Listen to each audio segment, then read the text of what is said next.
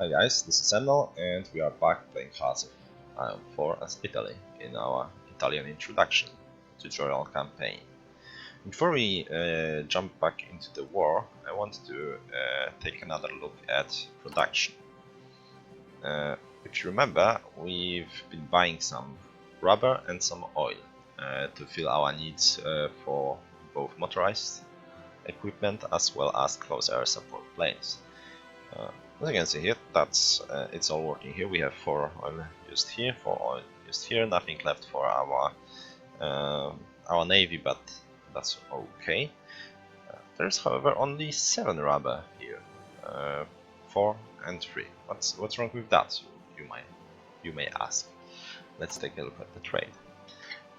We attempted to buy 8 rubber from Brazil, but they only have 15 to sell. And Argentina, they're also trading with, has higher trade influence on them than we do. It's a compilation of, you can see here, base, distance, relations, and so on. So the sum of those is higher for Argentina than for us, and we are only getting 7 for the 8 we pay for. Which is something we may want to change. We could, for example, cancel the trade and buy that rubber from someone that has more than us. Let's see here. What's our? You can see here. Siam only has 6, right?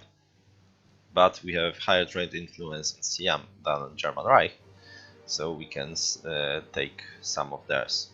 Let's cancel that and attempt to buy some from Siam. It should increase to 8, I believe. Yep, in a second it should.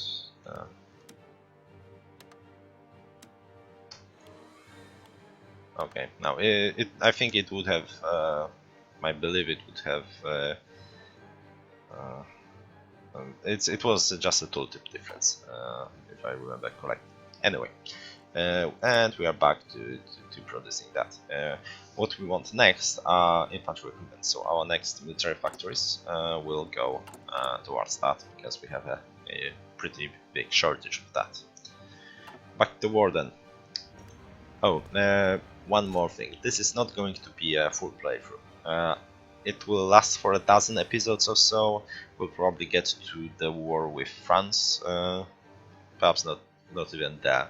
But the goal here is to get you up to speed and to be able to play your basic games yourself, as well as understand what I'm doing in a more detailed playthroughs. So once you know the UI, the basic mechanics, and so on, you shouldn't. You will get more out of veteran playthroughs than from my continued explanation here. Alright, so we don't want to take Addis Ababa just yet. Let's cancel those orders then. We want to do some fighting. Some more fighting to get some army experience.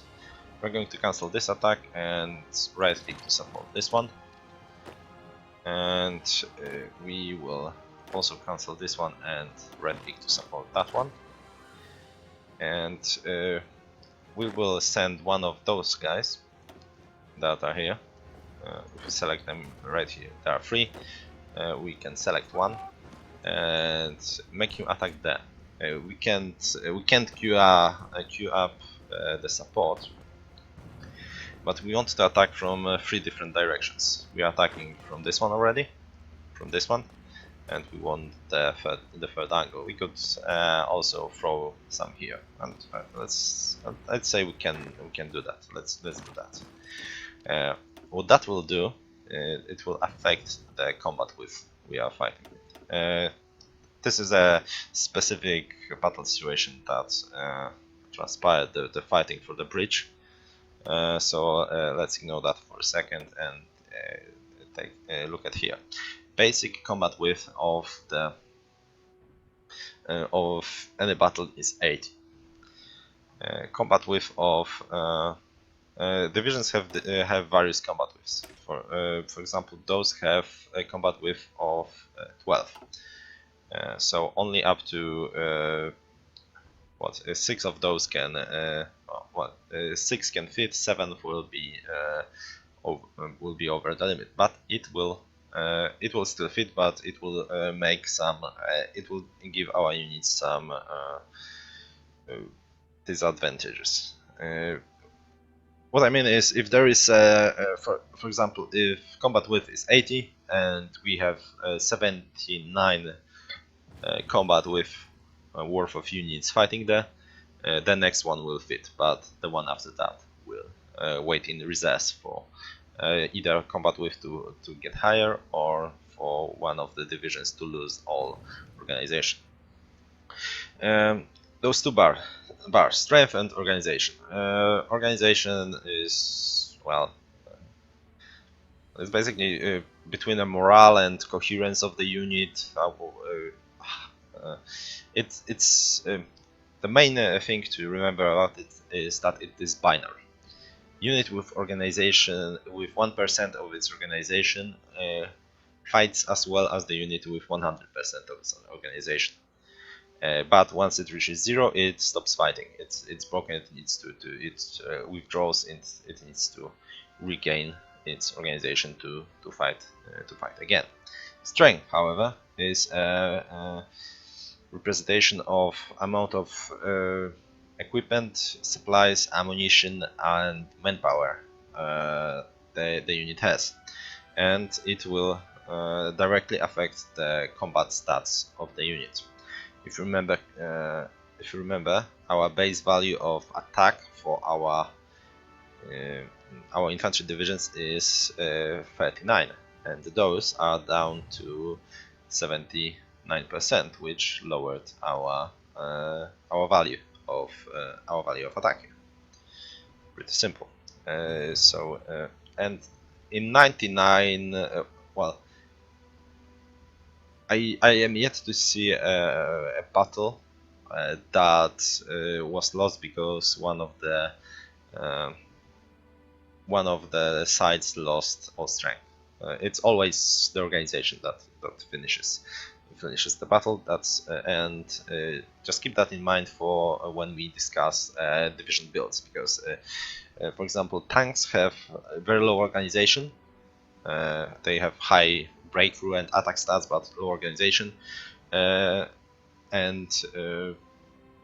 Infantry divisions, infantry battalions have high organization. So you need to mix and match those two to get to simply give some more organization to your tanks. Anyway, let's continue here. Okay, we're going there. Sure. As you can see, they regained their organization and they are fighting. Those are in reserves. They haven't. If you need joins a bit later, like for example here, they will be placed in reserves first. And every hour they will have a certain percentage chance of joining the fray. Basic chance is 2%, but it can be made higher by researching some technologies, as well as including signal companies, attached support companies for your divisions. And here, as you can see, there was a combat width of only 40, because it was assault. It was a bridge battle here, and now when we attacked it from another angle, it was increased by another 40. Same thing happened here. Another angle, another 40. Once this division joins the fray, combat width will increase. Combat width can be also affected by the tactic chosen, but the tactics change constantly, so that will only affect the battle for a shorter period of time. So you can see another angle of attack, another 40 combat width, which allows us to fit more of the units. Obviously, if we have more units, we want than enemy, we want higher angle of attack. If we have fewer units, we want to keep higher angle, higher width of combat in the province we fight. And if we have few units, and enemy has a lot, we want to keep the combat width as low as possible, which will allow us to only engage some of their units, because units in the reserves are not affecting the combat. They, however, need to be also defeated before we can advance. So even if, for example, if all those units lost their organization, if this side was attacking and all of our units lost their organization, those three, they would still need to cut down the organization of those units. For the attack to be successful and to drive us out of the province. As you can see here, first of all, and now since we raised the combat width, we were able to fit those two divisions. They needed a few hours for that 2% to click, but they were able to join, and we are pretty getting army experience pretty fast, which is nice. We are paying with some lives and equipment, but well, it's all worth it. Just don't think about it. Those are pretty difficult attacks, of course. Oh, and here, as you can see, this tactic has been countered. There is quite a lot of tactics your generals pick from, and sometimes one of them will outsmart the other and will pick such a tactic that will render the other's tactic mute, and then those bonuses you can see here, for example here, attack tactic damage, defender tactic damage, will not apply for that duration. Tactics change every day. Alright, let's continue.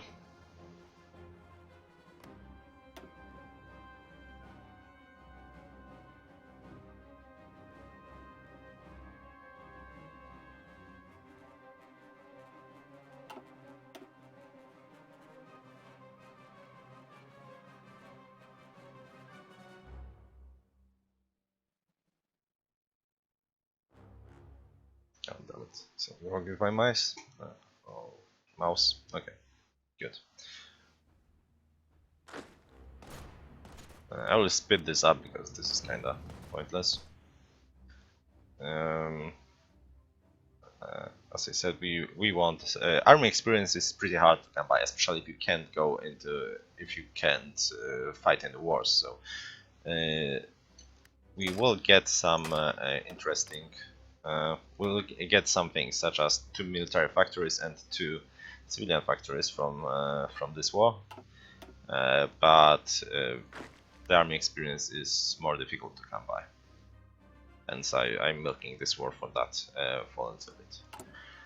If we pick logistics tab, the last one here, we can see how much equipment we are using and so on. How's that affecting us? How much we are missing?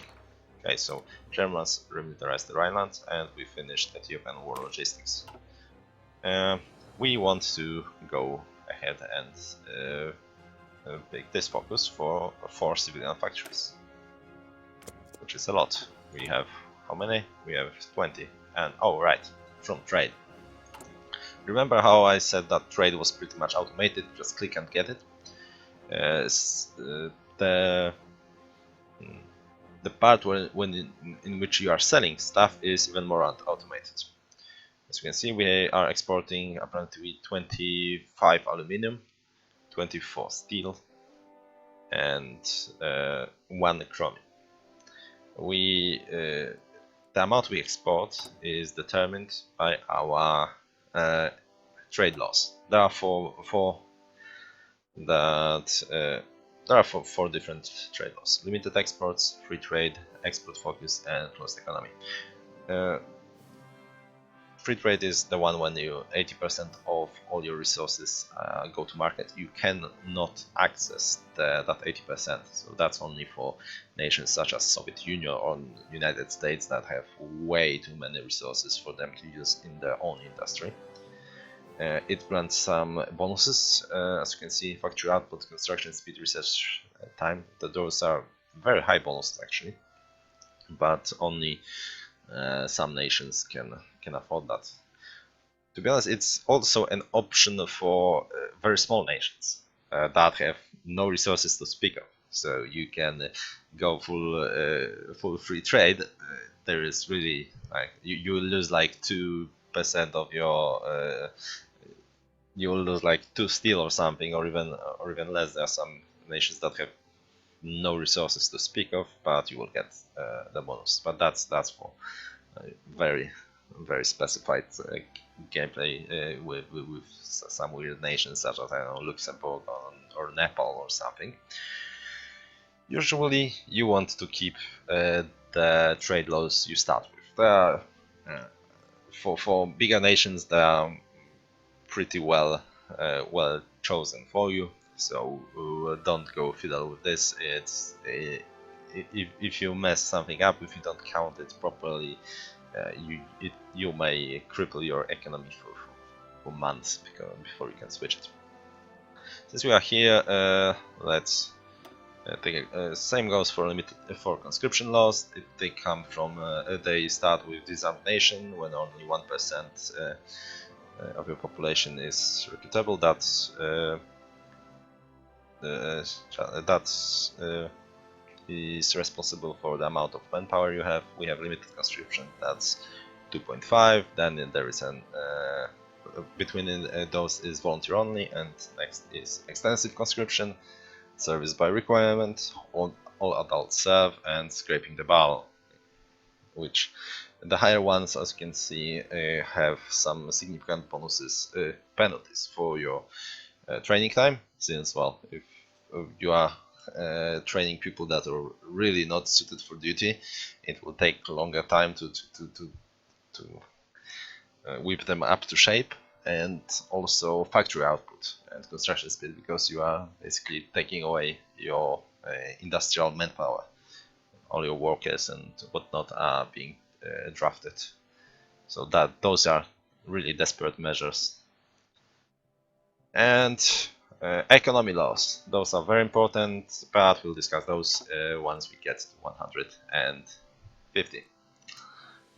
I will try to stay on track, I promise. But there is really quite a lot of things to consider. Okay, so you are moving there. I don't want you to do that. I want you to attack you. Just finish those guys off.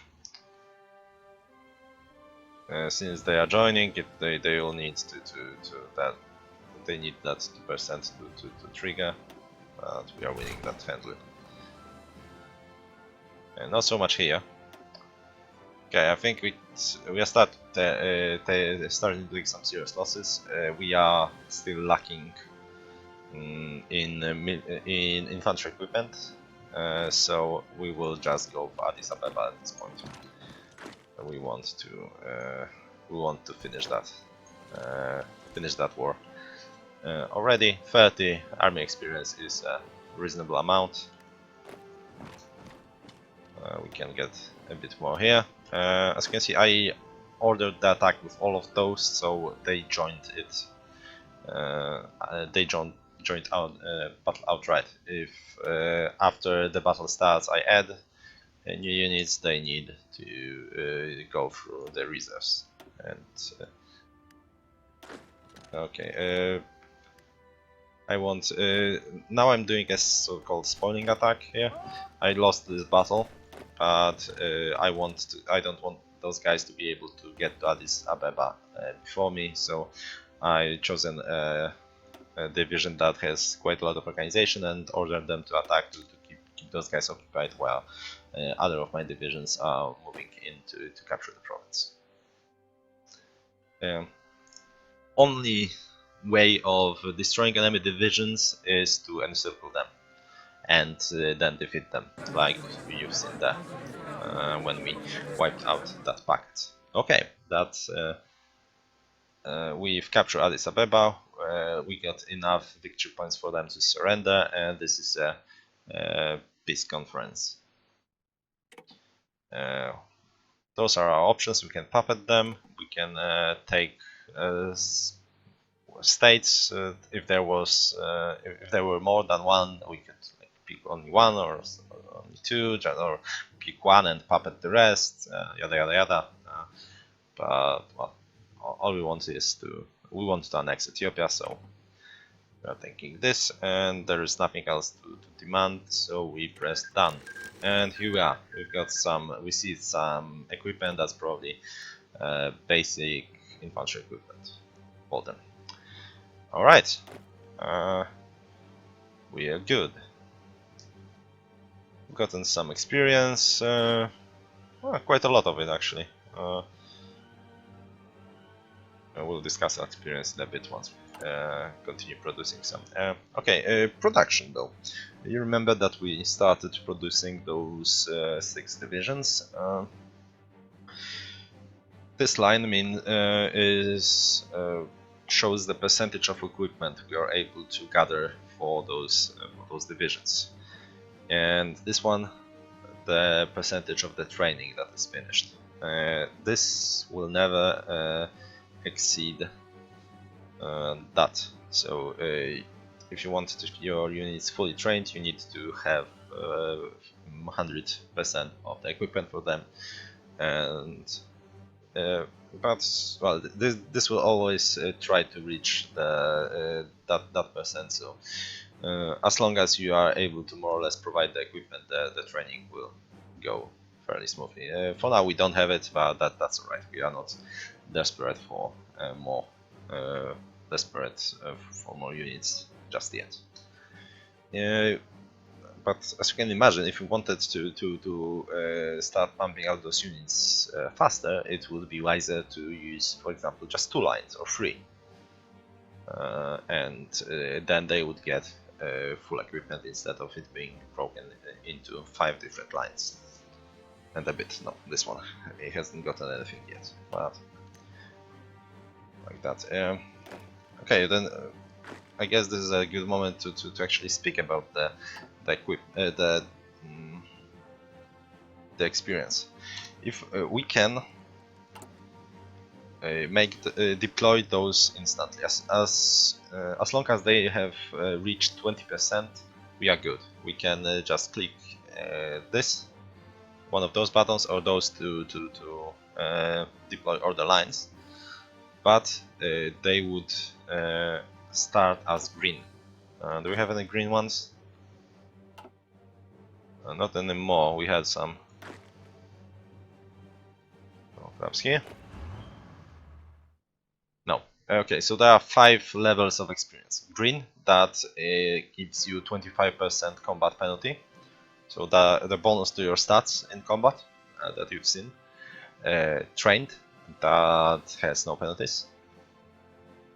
Regular, 25%, then it's seasoned and veteran, 50 and 75% respectively. When that reaches the end, and if unit deploys with 100%, then it is a regular unit. This one. I'm sorry, trained. And then you can exercise it all the way to reach regular level. And that's it.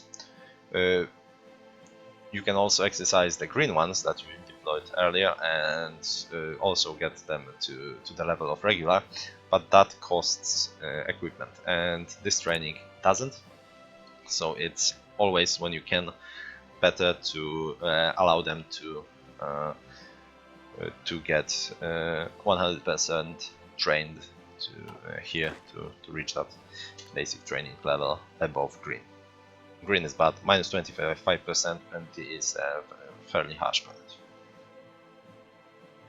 Alright, now what? Let's discuss, since we finished the war, we've gotten a few military factories. As you can see, those two were were included here. We have a few more for construction. We are still building factories. Now we have 14, and we will move those units on. Okay, you can just stop. We'll talk about attrition later. It's what else do we want? Okay, let's take a look at our navy. We start with fairly powerful navy that is a total mess, as you can see, so we will just shift click all of it and group it up.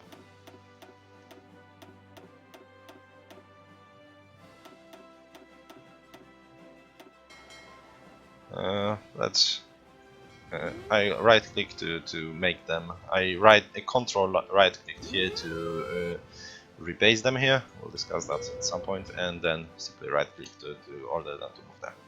We'll merge it and we'll look into it. Alright, but first we finished our first research. Mechanical engineering, as you can see, we have another research. We have a research slot open, and since all of those researches are still linked to year 36, they are not ahead of time, like this one for example, 3.72 years ahead of time. That would take 1500 days to research, which is obviously not what you want to lock one of your research slots for that long. We are going to straight ahead to researching mechanical computing, which is best choice here 98% of the time. Let's go here and start it.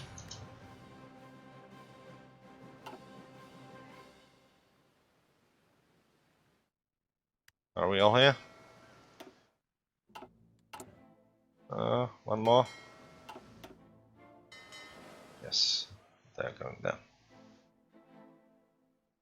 You know what? I'm sorry, but there's someone at the door.